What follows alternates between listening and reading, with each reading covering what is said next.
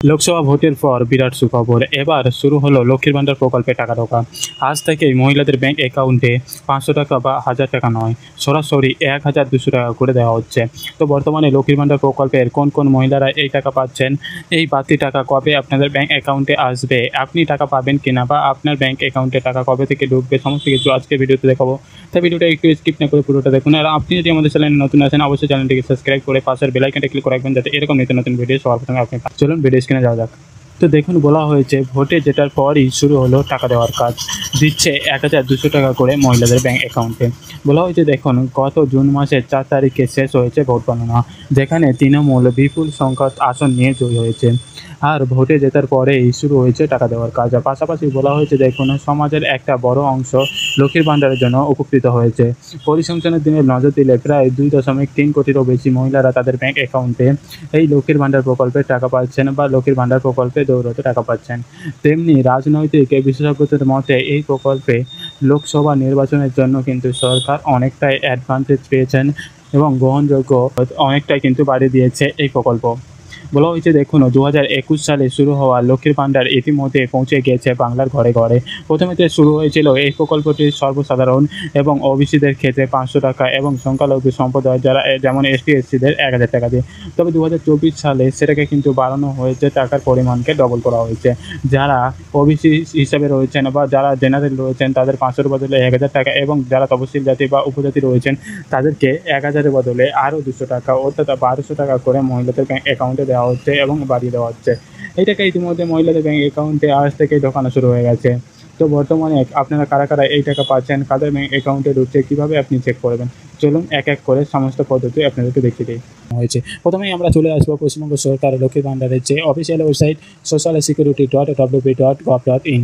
এই ওয়েবসাইটে আসার পরেই আমাদের সরাসরি ট্র্যাক অ্যাপ্লিকেশান স্ট্যাটাসে ক্লিক করতে হবে। ট্র্যাক অ্যাপ্লিকেশানের স্ট্যাটাসে ক্লিক করলে আমাদের সামনে নতুন একটি ওয়েব পেজ খুলে যাবে।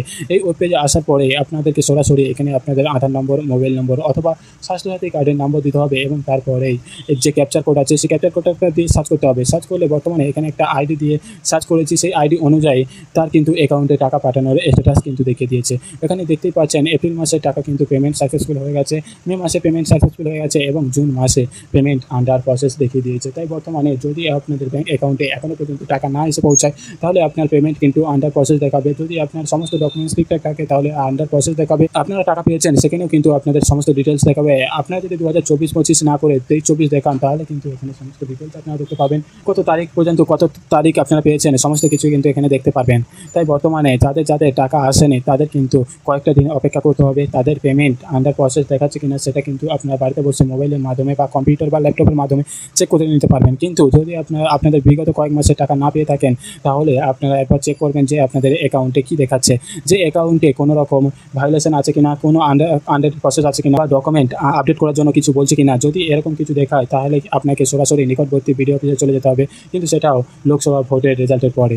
লোকসভা ভোটের রেজাল্ট যখনই ফল প্রকাশ হয়ে যাবে তারপরে আপনারা কিন্তু বিডিও অফিসে গিয়ে আপনাদের সমস্ত কোয়ারি করতে পারবেন এবং সেখানে যা যা ভুলভ্রান্তি আছে সেগুলো কিন্তু আইডেন্টিফাই করতে পারবেন। কিন্তু ৪ তারিখের আগে কোনো রকম এটা কাজ কিন্তু পসিবল হবে না।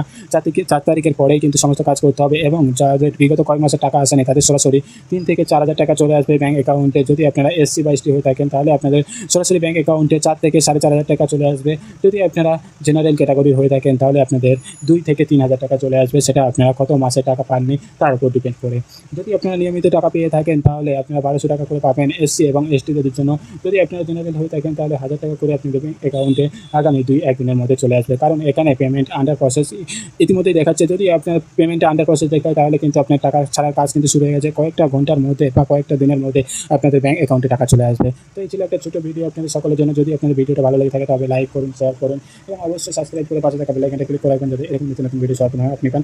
আর অবশ্যই আমাদের চ্যানেল নিচে কমেন্ট করে জানাবেন আপনাদের মতামত। তো আজকে ভিডিওটা thank you for watching video.